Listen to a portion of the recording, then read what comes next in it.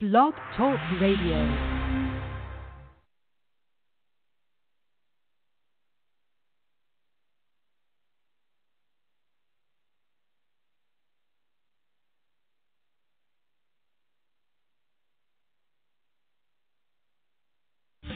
Hello, and welcome to Shedding the Bitch Radio, where you can discuss, debate, and get advice on how to discover and shed the bitches of fear, insecurity, self-doubt, and negative mindsets so you can realize your dreams and life purpose and create and accelerate the riches you want in life.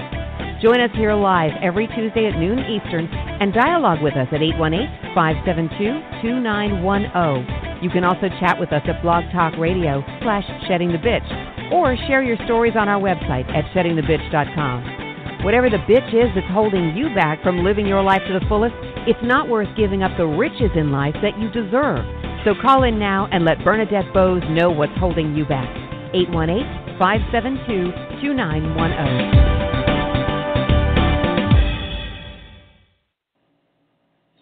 Good day, everyone. How are you on this beautiful day? I happen to be sitting on the hilltops of Pittsburgh, Pennsylvania, looking out over the river and into the skyline of Pittsburgh with a beautiful horizon of mountain and hilltops. It's quite lovely. And I am pre-recording this week's Ask Bernadette episode because, as I've been talking about over the last several weeks, we head out to a remote island in South Canada, south of Ontario, where there will be very limited, if any, connectivity, any electricity, anything that would allow me to reach out and touch you, let alone do a recording of our radio show or a live broadcast. So I decided I better take care of it before we kind of cross the border, so to speak. But the first Tuesday of every month is devoted to Ask Bernadette, and basically what that is you can ask me anything. It might have to do with your career, your business, your life. It could have to do with your job, your boss, a client. It could have to do with a relationship or a personal issue you're dealing with. And you can always go to any of our Shedding the Bitch handles on Facebook and Twitter. People reach out to me on LinkedIn. They send me emails, BernadetteBoas@SheddingTheBitch.com. Whatever the mean is that you can reach me, do so if you are challenged or struggling or you just simply need advice. I want to ensure that you're spending as little time as possible stressing over it or confused or stuck, or you just simply need something to move yourself forward. And what I'll do is I'll respond to you immediately upon receiving it or seeing it, but then I bring those questions here to the Shedding the Bitch radio program so we can dive into it a little deeper than what I can do on a Twitter post or a Facebook post. And then you even have an opportunity to come on live should you want to talk with me and really get some one-on-one coaching and mentoring. So, I try to make it as easy as possible for you to get the coaching, the mentoring, the support, the motivation, the inspiration, or the kick in the butt that you need in order to create the riches in life that you deserve. So, let's see, is there anything else before we dive into our questions? I would say not. I'm glad it's kind of quiet. I'm glad it's not too much havoc being wreaked in the world, at least in my world, and that's the only world I can control. Beyond that, I just have to leave it to all the crazies that are out there and all the heartbreak and tragedies and situations that occur just because, hey, that's life. But let's see. Let's dive into our questions. And we are recording this program this week. Please, if you have any questions or I didn't answer or give you some information based on the question that was posed, and it's something that you could even leverage and use in your life, then be sure to reach back out to me and just say, hey, Bernadette, could you expound on that?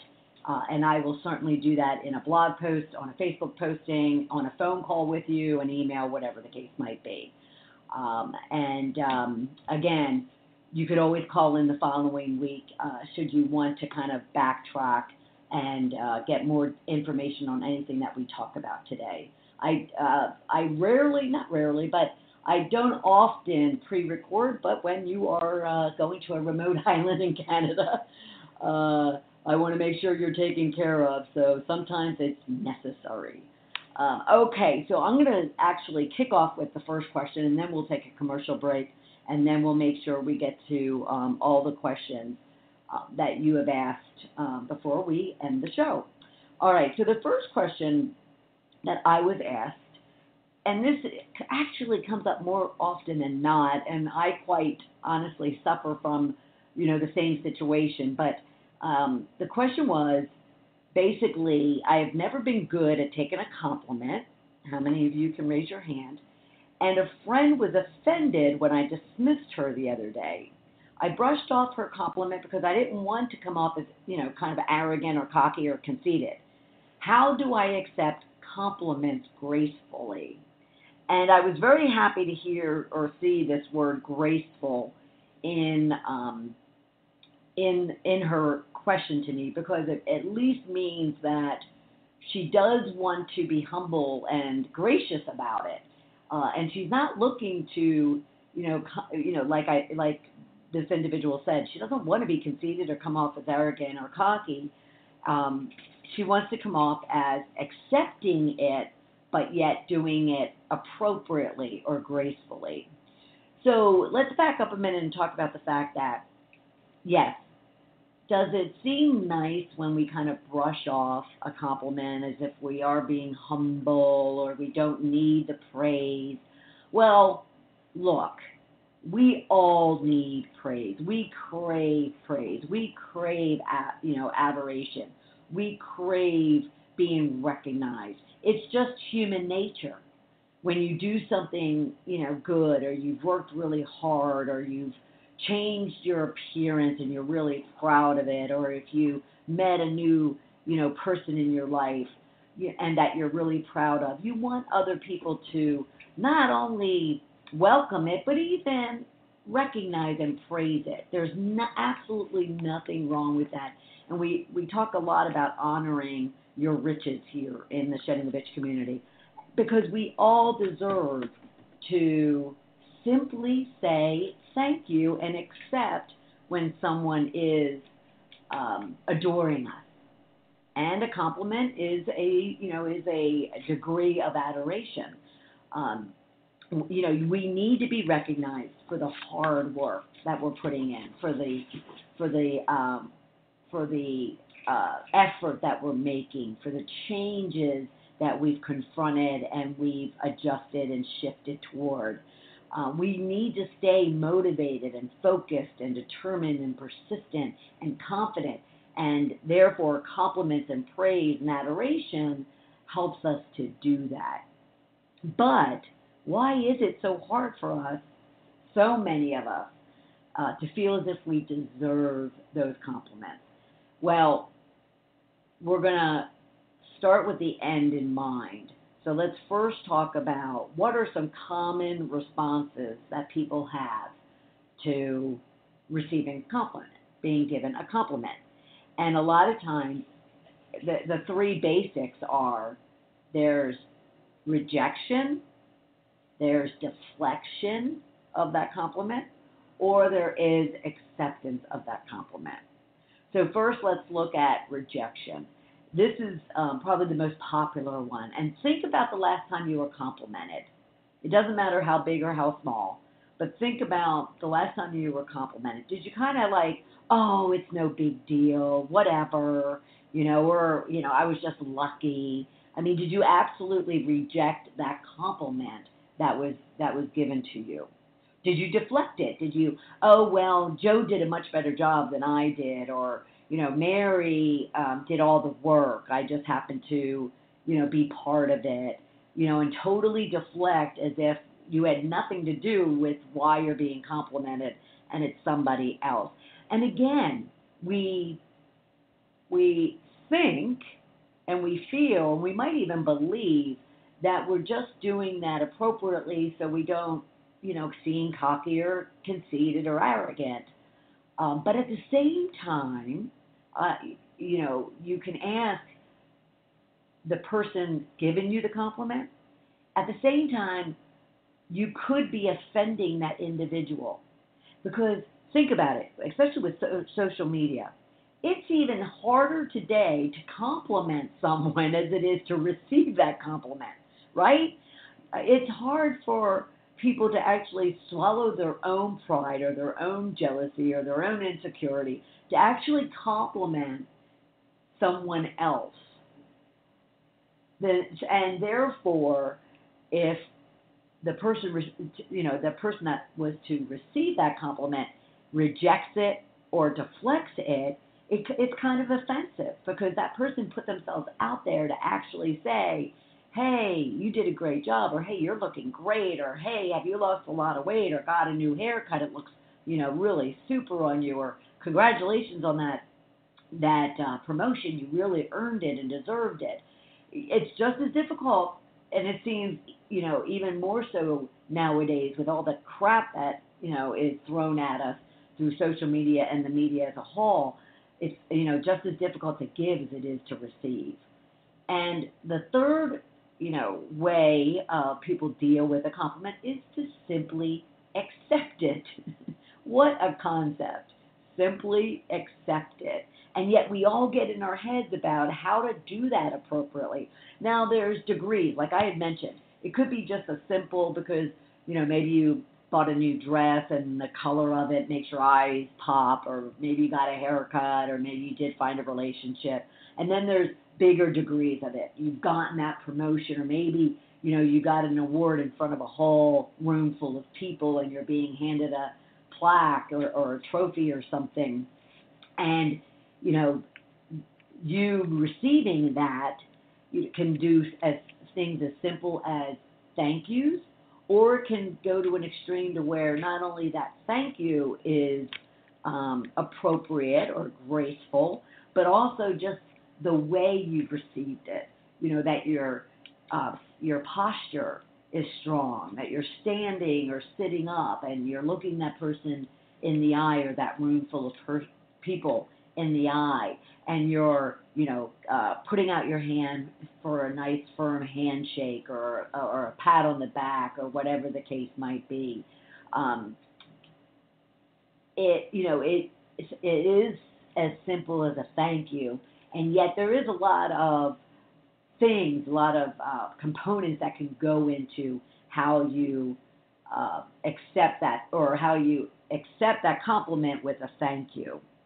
But it can all be very much done gracefully. Now, you can even accept it as an individual because it's, solely directed at you and for you, and you have earned that compliment. Or it could be something that is shared. It could be a team type of effort that you were a part of, or maybe you even led. And therefore, you do say thank you, and the team will be thrilled to hear that your compliment, and I'll be more than happy to share that compliment with them because everybody really worked hard in contributing to the success of this project or whatever the case might be. So again, you can certainly, without deflecting it or rejecting it, you can also not only do it individually, but also put your team in there and share in that compliment while doing it very confidently, very boldly, very strongly, without being arrogant or cocky or conceited. And again, that body language is very important because, again, if you're slouched over or you're looking down or looking away and you're not able to kind of firmly receive that compliment, consider what that person giving it to you has put themselves out there, and you don't want to offend them. You don't want to just blow it off or deflect it because it could, it could be an offensive to that person, if that makes sense. But going back to what I started with in regards to, I said that I wanted to start with the end in mind. So that's the end, is the ways that you could be receiving a compliment, whether you reject it, deflect it, or accept it. But it starts with how and if you're able to receive compliments, actually starts with whether or not you feel you deserve it, you feel you are worthy of it, you feel you've earned it. That's all bundled up in your own value and self-worth. And that's really, really what you need to get down to understanding and get down to really digging in deep and becoming very self-aware of is your own perception of yourself, let alone how others perceive you by, by compliments or comments of any kind. So let me give you for instance, a friend of mine, sometimes she feels I'm too confident or I value myself too high because I have learned that I'm well aware of things that I'm really good at or that I've earned and worked hard on and hard toward. And so when someone compliments that or acknowledges that, I have no problem. I have no insecurity. I have no, doubt that I have earned that compliment. And therefore, I simply have learned, and I've had to teach myself, because I used to be a major deflector, major deflector. So I learned to simply say thank you and not get into anything deeper or bigger than that, because it really just isn't needed. If someone just putting themselves out there to compliment you just simply needs you to acknowledge that you appreciate that compliment. And yet it drives her nuts if someone says something to me that I simply say thank you. And because she would deflect it or she would even reject it, actually, even more so than deflect it. And when it comes to things that I just know, so for instance, I happen to have very bright blue eyes. And in some situations, they really, they're really, really blue. And it's just a fact. And and I do love them. I love that characteristic about me. So when someone says you have beautiful eyes or you have, a beautiful smile or whatever the case might be, I'll simply say thank you. And yet for someone that is questioning their own value and their own self-worth and their own beauty, so to speak, they would look at that as being cocky or conceited or arrogant because they're not comfortable in receiving that type of compliment. They would deflect it or reject it. And I just have to kind of not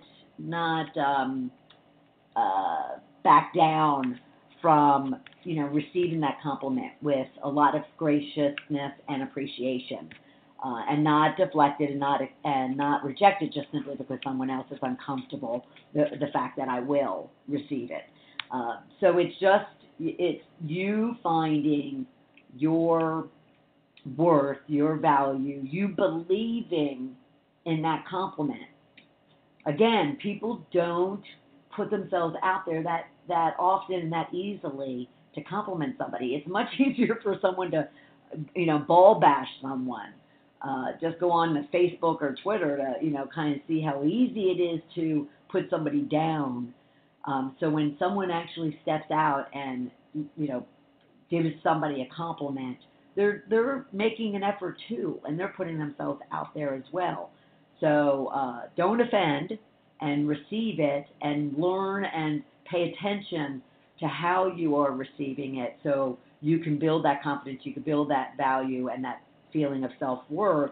So then that when someone steps out to give you a compliment, you can graciously and simply say thank you, because that really is all it takes. Okay, so we are going to take a quick break. I'm going to grab a drink of water, and when we get back, we'll move on to our next question, which is going to focus on another one that I loved when I got this question. It's all about how do I stop trying to control everything. Can you relate? Can you relate? So we will be right back. You are listening to Shedding the Bitch Radio with Bernadette Boas. We are inspiring individuals around the globe to discover, confront, and shed their bitches of fear, insecurity, and negativity so they can create the riches in their career, business, and life they deserve. Be sure to check out Bernadette's book, Shedding the Corporate Bitch, Shifting from Bitch to Rich in Life and Business, available on Amazon and sheddingthebitch.com.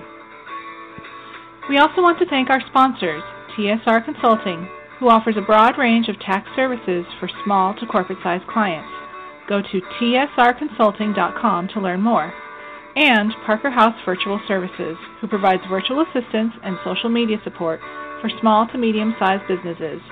Email Deborah Parker at deborahparker78@gmail.com for more information. To become a sponsor or advertiser on our program, email us at mediarelations@sheddingthebitch.com. Shedding the Bitch Radio airs every Tuesday at noon Eastern Time.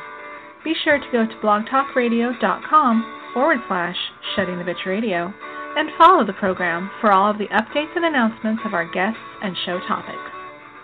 Now let's return to Bernadette and Shedding the Bitch Radio.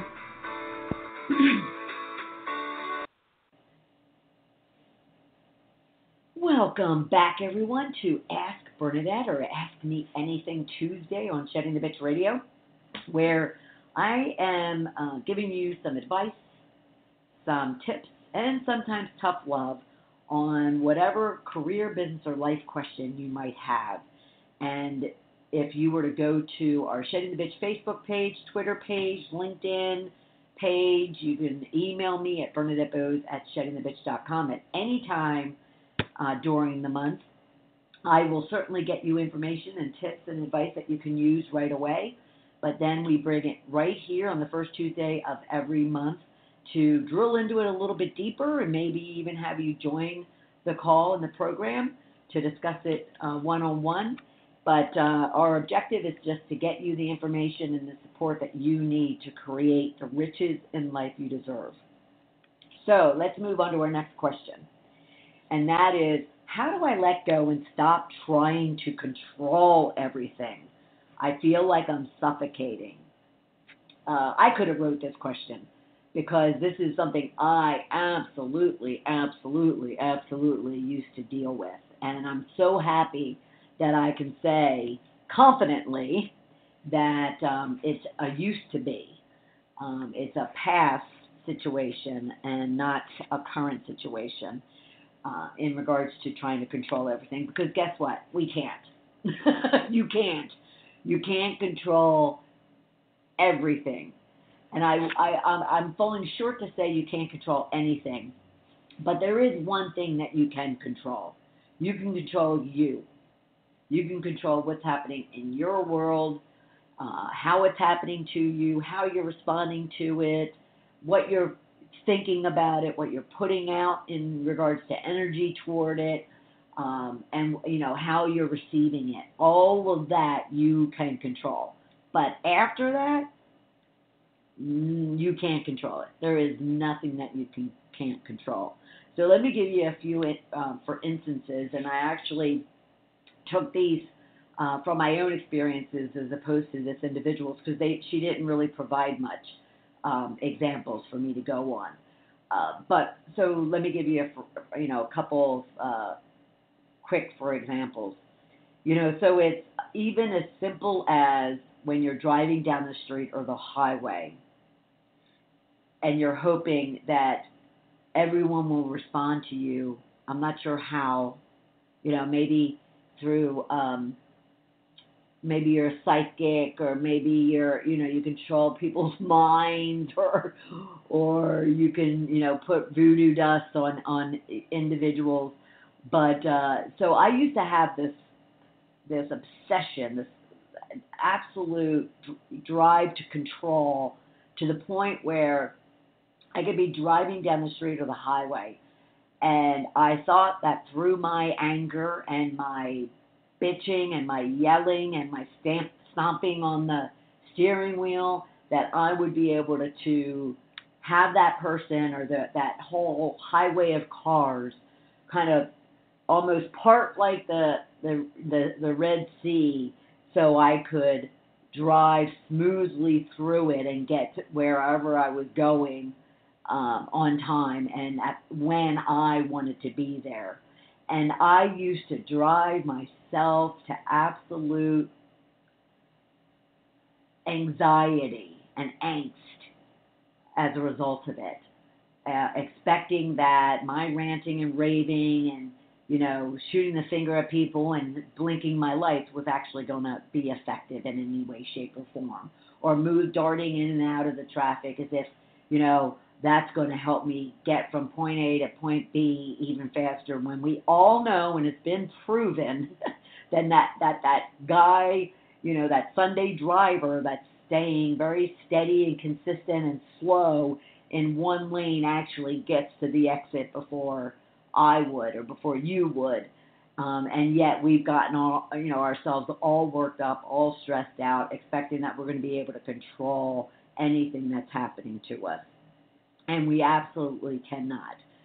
But another situation would be, when you're working really, really hard on something, and this comes up, a great deal for my clients when it comes to, especially corporate clients, when it comes to them working on a project, and it doesn't matter what level of the organization they are, and then all of a sudden someone comes in above them or alongside them and derails what it is that they're working on. They either change course or they stall or cancel what it is that person's been working on, or they make different decisions that are contrary to what it is that, your work might be proving out, or they just take it out from under you, so forth and so on. And the next thing that happens is you or that individual is getting all wigged out, getting all stressed out. They're getting all, angry and bitter and questioning themselves and bitching about, that individual or that team or that group or that company, whatever the case might be. They're going home with it. They're not sleeping over it, and they're just all tied up in knots because of a situation, quite honestly, that they have absolutely, I won't say no control. They have 99% of no control over that situation, and yet they allow that situation to just absolutely wreak havoc on them in all aspects, mentally, emotionally, physically, spiritually, financially. Their whole world is completely disrupted as a result of it. And it reeks of just pure devastation, and it just reeks in all aspects of your life when you allow that to happen. Now, the reason why I wanted to say 99% is because there is parts of that you can control. And the key here in both situations, for the 99% and the 1%, is, let's start with the 1% first. You take care of the 1% you can control, and I'll talk about that in a second. But once you've taken care of it, at some point you have to decide that you have to let it go, or you have to go with that outcome or that decision that happens as a result of you doing that 1%. And the 99%, you have to make the decision that you're either going to accept it and let it go, or you're going to push for that 1%. So let me kind of expound on that. So what you can control is when a situation like that happens, and it happens so often, especially if you're working with a team, let alone if you're working in corporate, let alone if you're kind of a contributor on a project and there's bosses above you. or even when you're a big boss and the bigger boss comes along and wreaks havoc or derails what it is you're working on, or makes a different decision. So your 1% is you go to them, you confront the situation, you ask a lot of questions as to why that 1% is happening. Why is that decision being made? Why is that cancellation or that stall or that total disruption of whatever it is that you're working on? Why is that being done? You can make proposals, or you can raise issue with what it is, and always present it. And this is key about all of this when it comes to wanting to learn how to not go crazy and over controlling everything. The biggest aspect of this is it's all about how you respond and react to it. So you need to be unemotional, you need to be logical, you need to present it in a very factual business case, unemotional, logical way. So you go back to them, you ask a lot of questions, you raise a lot of concern if there is actual concern, you back up that concern with facts, you build a business case as to why whatever it is that's going on is happening, and it's not going to work in everybody's best favor. However, you then, have to kind of succumb to the 99%, because if they still choose to go with that decision or derailment or cancellation or postponement, whatever the case might be, you have to reach a point where you accept it and let it go. And unfortunately, the majority of us can't do that. The majority of us still will rant about it, will vent about it, will bitch about it, will drink about it, will eat about it, will lose sleep over it, for more minutes, more hours, more days than we ever should. And so the best thing that you could do for yourself, especially from a health perspective, but more so just from a quality of life perspective, just from an ability to breathe and just relax and just realize that you can't control what those other people do. You can raise that 1%, but once that 1% is kind of exhausted itself, you have to decide to accept and let it go. And that's unfortunately the hardest thing people deal with, is the letting go, and that's where this question is coming from, is the whole, how do I stop trying to control and how do I let things go?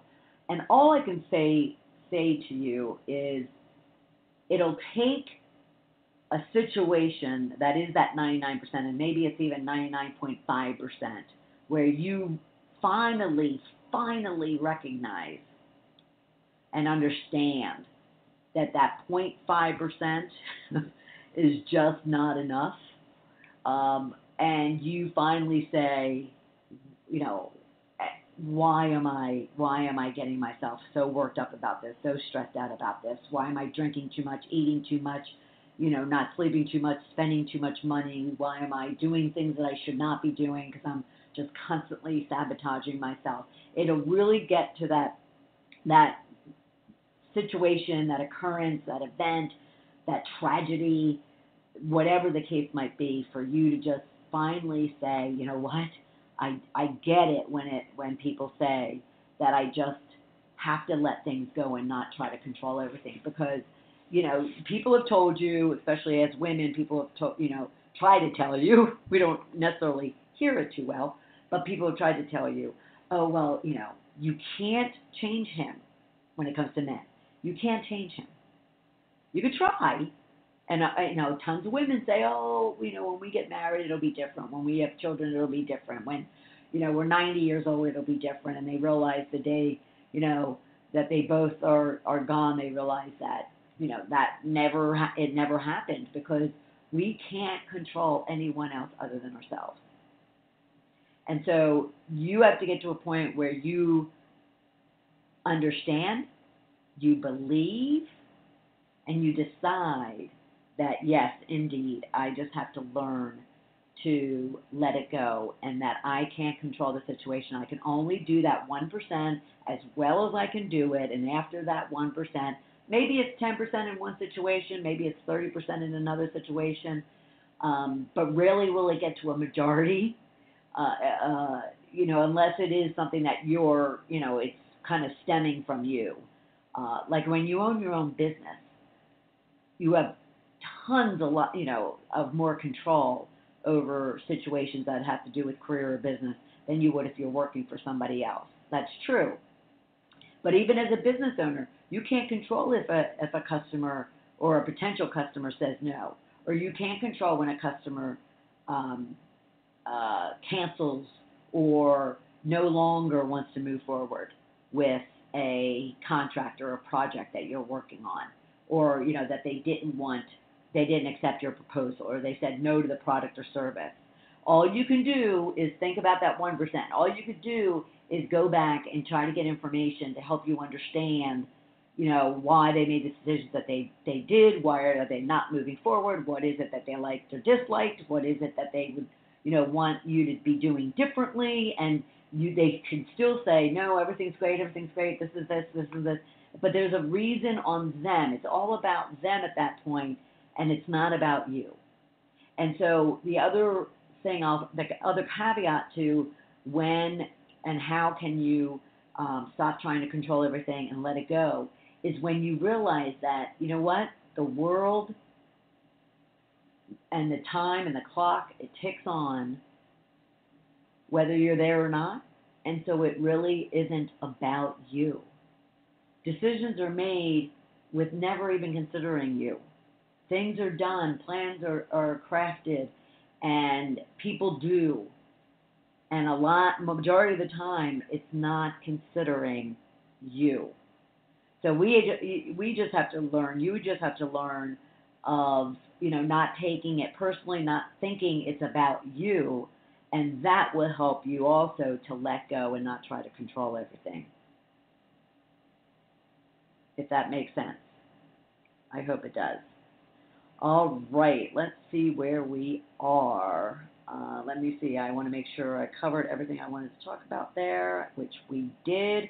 So we'll just keep going, and I'll bring up our next question, and then after this we'll take a break and then finish up with our questions. All right.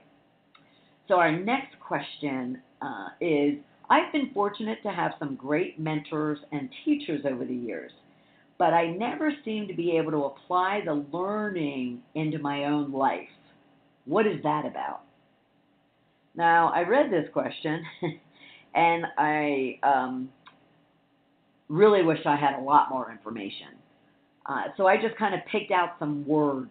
And this, if you ever did coach with me or were in my workshops or in my engagements of any kind, you'll know that I listen for and or I read and I pick up on words people use to then help to coach and guide them as far as what they might be dealing with.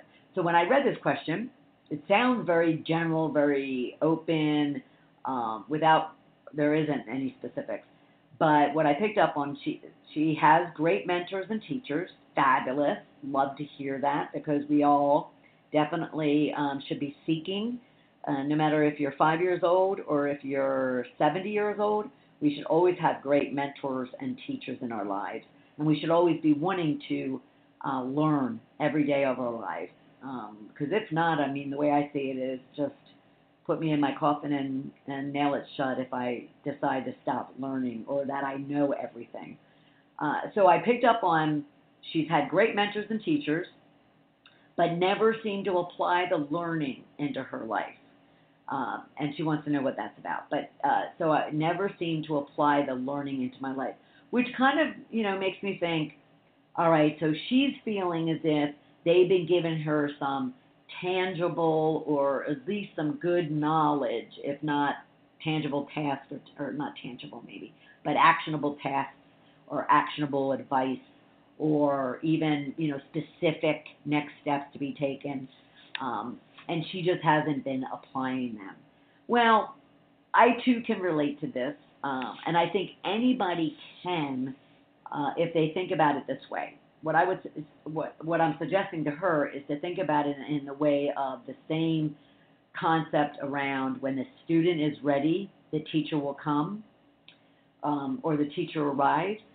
I would extend that statement and I would say when the right teacher, the right lessons, the right knowledge comes along, then the student will be ready for it.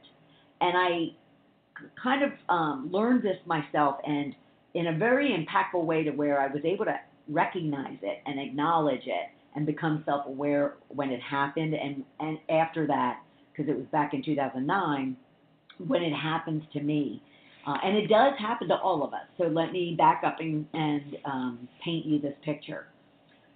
So in June of 2009, I went off to this international entrepreneurial forum. They meet 5 times a year.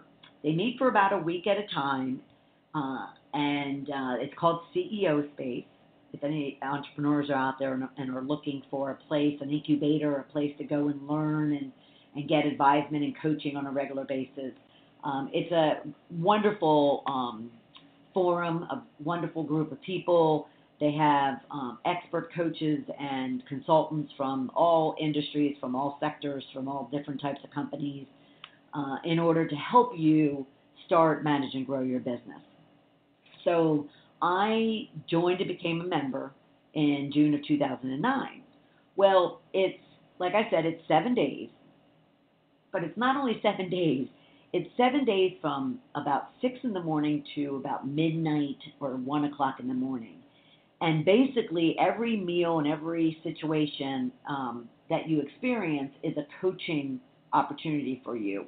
So every meal, for instance, there's round tables, and every table has a coach assigned to it, of which it's centered around their specialty or their functional competency. So it might be about branding or finance or marketing, whatever the case might be. And you have a choice to, first come, first serve, get to that table and learn and use your lunch period, use your networking time, use your sleep time to constantly be, asking questions or, hearing other people's questions and learning. It can be quite exhausting, as you can imagine, 7 days a week, 6 in the morning till about midnight or 1 o'clock at night. And of course, there's classes and workshops and panels throughout the day. Well, when you're and it's a decent investment. It's 5 figures. No, 4. Yeah, 5 figures. And to join this year round and for a lifetime. So you want to get the most out of your investment. So you're taking every class. You're showing up at every workshop. You're going to every, coaching roundtable and every what they call snaps, which is like a speed pitching, speed networking type of activity that they do. And you're just dragging yourself to everything because you want to make sure, your investment pays off. Well, you realize, and especially if it's 5 times a year, and for the first 3 years I went to every forum. So every 2 or 3 months there's a forum, and you spend another 7 days. You might go for 3 days, but I would typically go for 7 days. And you're learning and going to the same classes, and again you're trying to get get everything in those 7 days. Well, you're realizing, 3 or 4 forums in, that you haven't picked up a damn thing about that marketing or about that finance or about that how to sell type of class and learnings that you've been receiving from these mentors and teachers like this individual asked me about. Well, like the statement says about when the student is ready, the teacher arrives. Well, sometimes the teacher arrives and the student's not ready.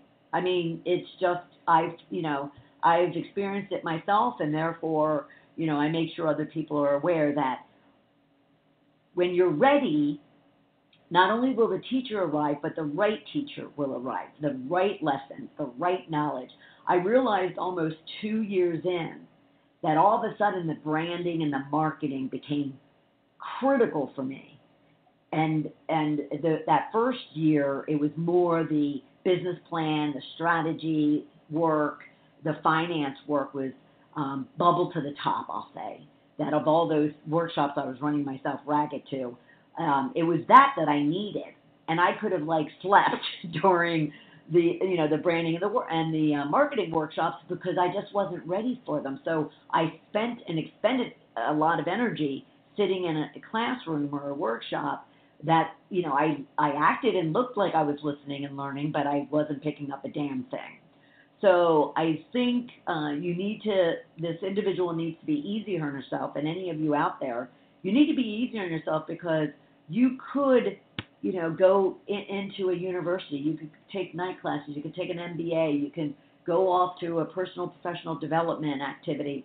And if you're not picking up on things or what they're saying, it doesn't seem relevant or doesn't seem even accurate to you, or you're blowing it off because it's just like whatever. It could be, and most likely it is, just because you're not ready for it. When I moved from a corporate to an entrepreneurial perspective, let alone when I started moving into personal development, what I call the woo-woo, area of personal growth, I didn't pick up on that for 3 or 4 years because I just, it just turned me off to talk about transformation and personal growth and, and spiritual healing. All of that just went right in one ear and out the other. And I thought, oh my God, I'm missing something. That I'm not, everybody seems to be so tuned into this stuff and I'm just blowing it off. And it just simply was that I wasn't ready to receive it. And so I kind of let it go, and I just gave myself a break and kind of forgave myself for, not leveraging that part of the investment, so to speak. And I just simply received it when I was ready for it. And when I was ready for it, I knew I was ready for it because it made sense. It was relevant. It was becoming not critical, but it was becoming very interesting and very urgent in some cases. And therefore, I allowed myself then to really, get engrossed with it.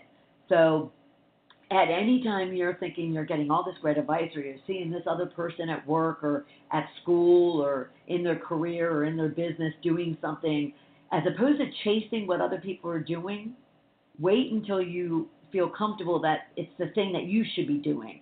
Because you can be chasing, what everybody else is doing, for so long, and none of it is relevant to where you're supposed to be going and what you're supposed to be doing and where you're supposed to be focusing your energies. So you just need to, again, like our previous question, you just need to be okay and let it go and make sure that you're opening and keeping yourself open to what it is that you're supposed to be focused on. So for that mentor, for that individual with her mentors and teachers, trust me when I say, at some point in your lifetime, because you do and you are so appreciative of the learnings and the teachings that those individuals gave you throughout the years, there will be a time when you use them. And you'll all of a sudden go, oh, now that makes sense. Oh, now I get it. Or, wow, now I get to leverage that piece of advice or that, tough love or whatever the case might be. So just kind of shake it off and be okay with it and just appreciate what it is you want to learn right now and what it is you want to be doing with that learning right now. All right? All righty. We're going to take a break. I'm going to get a drink of water. And when we get back, we're going to talk about executive presence. Do you know what it is? A lot of people think it's one thing, and I can just say it's a portion of that one thing. And we'll talk of what it is in its totality when we get back. We'll be right back. You are listening to Shedding the Bitch Radio with Bernadette Boas. We are inspiring individuals around the globe to discover, confront, and shed their bitches of fear, insecurity, and negativity so they can create the riches in their career, business, and life they deserve. Be sure to check out Bernadette's book, Shedding the Corporate Bitch, Shifting from Bitch to Rich in Life and Business. available on Amazon and SheddingTheBitch.com. We also want to thank our sponsors, TSR Consulting, who offers a broad range of tax services for small to corporate-sized clients. Go to tsrconsulting.com to learn more. And Parker House Virtual Services, who provides virtual assistance and social media support for small to medium-sized businesses. Email Deborah Parker at deborahparker78@gmail.com for more information. To become a sponsor or advertiser on our program, email us at mediarelations@sheddingthebitch.com. Shedding the Bitch Radio airs every Tuesday at noon Eastern Time. Be sure to go to blogtalkradio.com/Shedding the Bitch Radio and follow the program for all of the updates and announcements of our guests and show topics. Now let's return to Bernadette and Shedding the Bitch Radio. All right, welcome back, everyone, to Ask Me Anything, Ask Bernadette, Tuesday on Shedding the Bitch Radio. I am responding to your questions, stories, or challenges that you're having. It could be in your career, business, or life. And I am providing you some tips, some advice, and some tough love. And you can at any time on any of our Twitter or Facebook handles reach out to me on LinkedIn, email me directly at BernadetteBoas@SheddingTheBitch.com, and I'd be more than happy to immediately give you some advice and some support. But then we bring those same questions and dig into them a little bit deeper here on our first Tuesday of every month, Shedding the Bitch episode. So you can even choose to join us and have a conversation with me one-on-one in regards to it. So I just want you to get the support and the help that you need to create the riches in life that you deserve. So that's what we are doing today. So this last question that we have today is all about executive presence. So the question basically was, my senior director told me I need to work on my executive presence. I feel I look appropriate, even more put together than most. What am I not getting about this? Well, one, I first said, did you Google executive presence? That could have, kind of told you a lot right then and there. But at the same time, it's logical if you haven't heard that term. Even in my corporate career days, and it's not a new term. It's relatively new, but not that new. But the term executive presence is just not something that is bounced around a lot. Though if you have leadership development programs in your organizations or in your own business, or you're part of one, you definitely would hear this term come up because it is an aspect of leadership development. So one's definition, a formal definition of executive presence, is basically a blending of temperament, competencies, and skills that, when combined, send all the right signals that you're a leader, that you're someone to be paid attention to, that you're influential, that you're engaging and collaborative, that you are a leader. Now, I did come across, and I thought this was great, I did come across a reporter, John Medella, and I hope I pronounced that right. It's either June without the E or John Medella in the Business Insider article on executive presence. And it basically states, Larry Ellison has executive presence. So did Steve Jobs. Although they're very different people, they both had that confidence and composure that allowed them to connect with others. So going back to an earlier statement I made about my always paying attention to words, I picked out from there confidence, composure, connecting with others. Those are, you can start seeing and envisioning both physically and emotionally what executive presence would mean. And I would even add to all of that it is confidence, it is composure, it is the ability to connect and engage and collaborate, but it's also comes down to the physical, just as my client had asked me about. It does come back to, how do you, kind of appear, and how do you position and posture and present yourself physically um, emotionally, not mentally, but emotionally, what's your body language, all of those things. How do you, how do you walk into a room? How do you sit at a table? All of those things come into play when it comes to executive presence, because it also comes back to your confidence, your composure, your credibility, your confidence, all of those things. So if we look at each one of those things, so for instance, temperament. So executive presence, it is that confidence. They're a logical thinker. They are a strong communicator. They are engaging and collaborative.